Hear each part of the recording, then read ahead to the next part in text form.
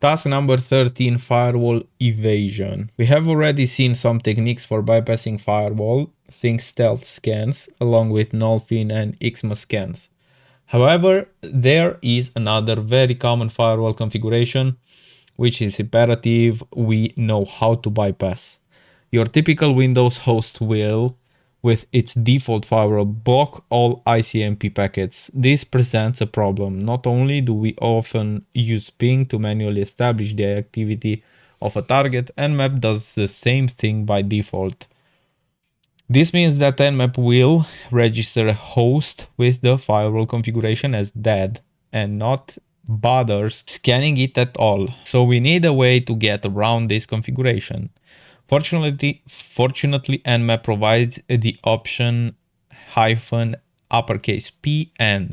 which tells Nmap to not bother pinging the host before scanning it.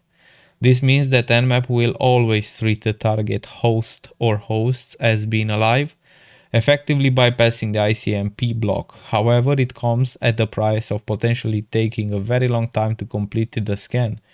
If the host really is dead, the Nmap will still be checking and double checking every specified port. It's worth noting that if you're already directly on the local network, Nmap can also use ARP requests to determine host activity. There are a variety of other switches which Nmap considers useful for firewall evasion. We will not go through these in detail, however they can be found here. The following switches are of particular note. -F used to fragment the packets, that is, split them into smaller pieces, making it less likely that a packet will be detected by a firewall or IDS, intrusion detection system. An alternative to -F but providing more control over the size of the packets is -MTU, and then the number accepts a maximum transmission unit size to use for the packet sent. This must be a multiple of 8. -scan delay times in milliseconds, used to add a delay between packets sent. This is very useful if the network is unstable, but also for evading any time-based firewall or IDS triggers which may be in place. -bad sum, this is used to generate invalid checksum for packets.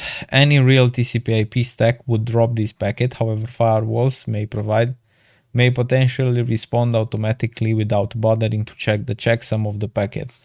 As such, this switch can be used to determine the presence of a firewall or an IDS. Answer the questions below. Which simple and frequently relied upon protocol is often blocked, requiring the use of -P and switch? ICMP.